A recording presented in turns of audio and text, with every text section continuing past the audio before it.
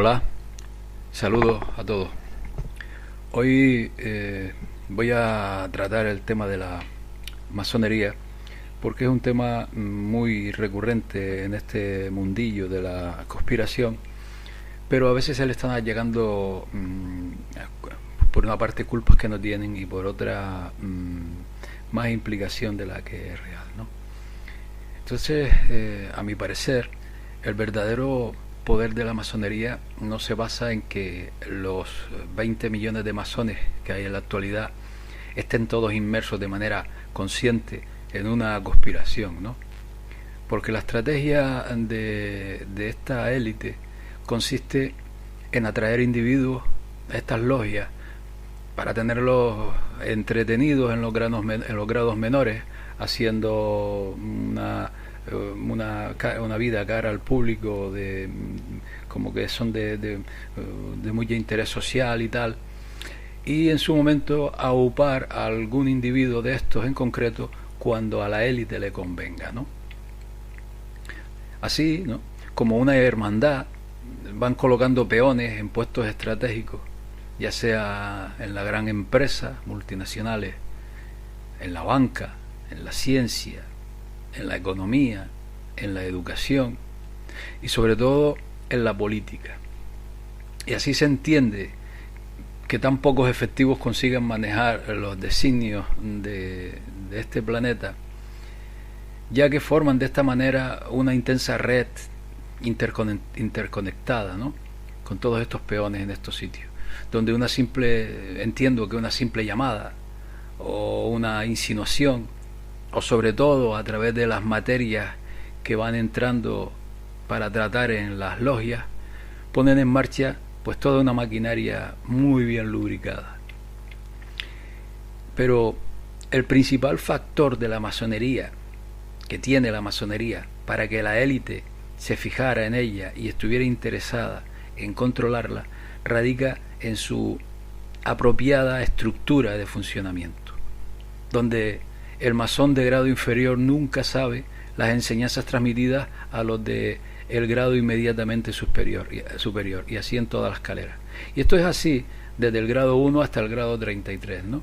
Aunque varía según diferentes ritos, tiene ciertas variaciones, porque de este último grado hacia arriba, del grado 33, a donde acceden unos pocos elegidos,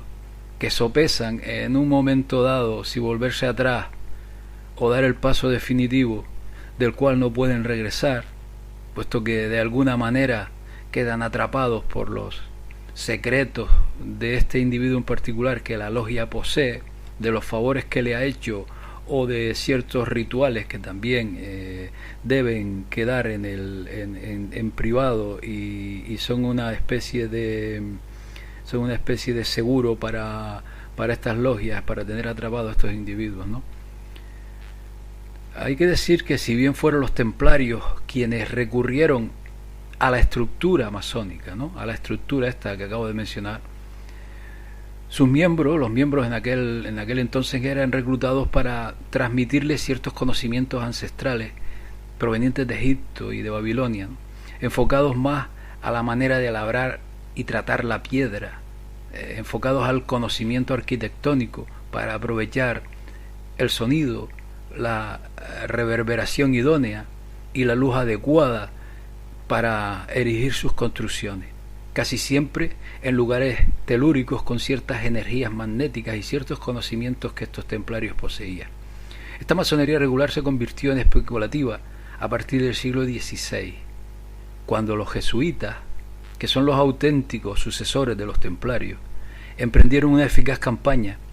para infiltrar aquella masonería elitista y cerrada de aquellos años, ¿no?,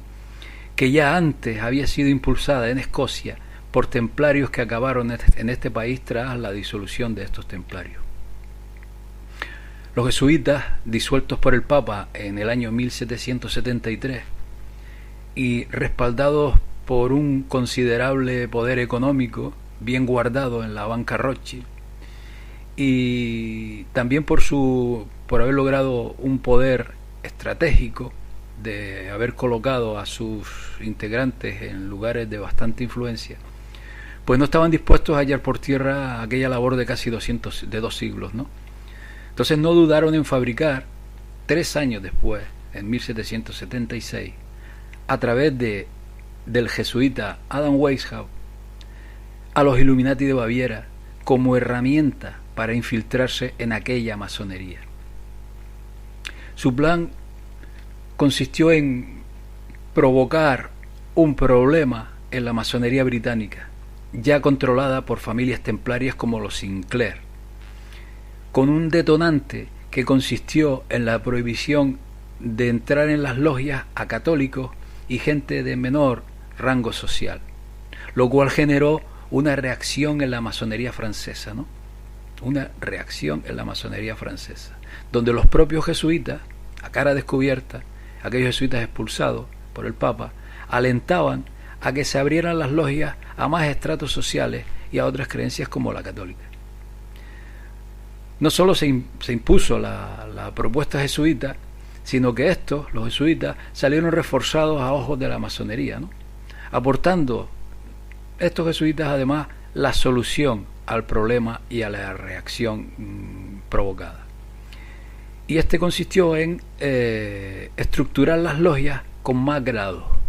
los cuales sirven desde entonces hasta el día de hoy como filtros o cortafuegos por donde se colocan sus peones en grados superiores, sin pasar por los grados bajos que no son conscientes de la existencia de estos grados superiores, ¿no? Así, hasta hoy día, es como los jesuitas y el Vaticano, todo este emporio,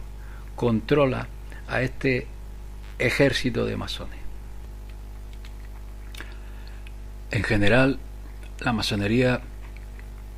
está vista como precursora de libertades políticas y de logros sociales, ¿no? Bajo estos valores,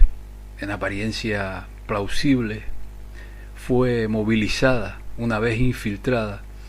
para ser los precursores de revoluciones como la francesa y la instauración del modelo republicano burgués en otros países como Italia, Alemania o España, por poner unos ejemplos, ¿no? Y jugó un papel fundamental en la formación de las repúblicas en Sudamérica, utilizando muchos masones, como por ejemplo Simón Bolívar, que ya en sus últimos días dejó en su memoria la lapidaria frase de "me he dado cuenta de que he estado arando en el agua", en referencia a los préstamos que hubo de hacer a la City de Londres, es decir, a la banca Rothschild, para poder sacar adelante sus campañas. Este fue el verdadero propósito de aquellas revoluciones, ¿no? Envueltas en un falso halo de libertad, porque tras la fachada estaba el brazo financiero de la Compañía de Jesús, es decir, la banca Rothschild, con la intención de crear bancos centrales en cada país como medio para suministrar créditos con el propósito de impulsar aquellas repúblicas y controlarlas a través del dinero deuda. Y así desde entonces hasta el día de hoy. Con el paso de los años, el control de la masonería y su influencia se ha perfeccionado de manera considerable, ¿no? Hasta el punto de que no hay ejecutivo, intelectual, científico, político, etcétera, etcétera, que llegue lejos si no es masón. Hoy día, un masón puede haber triunfado en sus expectativas de vida sin tan siquiera saber que sus pasos han sido movidos por la masonería. En caso de negarse a prestar sus servicios si en algún momento se le requiere para asuntos más arriesgados, ya se ocupará la masonería de proyectarle la película de su vida, donde comprobará, atónito, que no ha sido más que un hombre de paja. Masones son la práctica totalidad de presidentes de gobierno, de ministros, etcétera, etcétera, utilizados para desarrollar su trabajo siempre enfocado a reforzar, defender y desarrollar el modelo social y político que más convenga a esta élite, casi siempre bajo la bipolaridad del juego izquierdas y derechas, progresistas y conservadores, ambos manejados por los mismos como mecanismo de fricción para dividir y por tanto para vencer. Hablar de la masonería sería interminable, y para no alargar este vídeo, porque solo pretendo hacer un esbozo y aclarar algunos matices, sobre todo que se entienda el papel de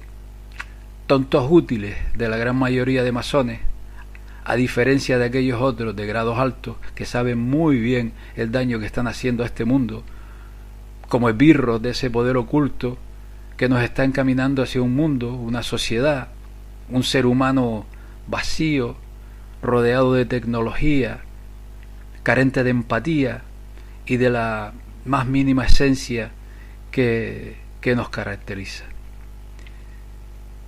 En fin, pues esto era todo, amigos. Aquí lo dejamos y nada, hasta la próxima. Saludos.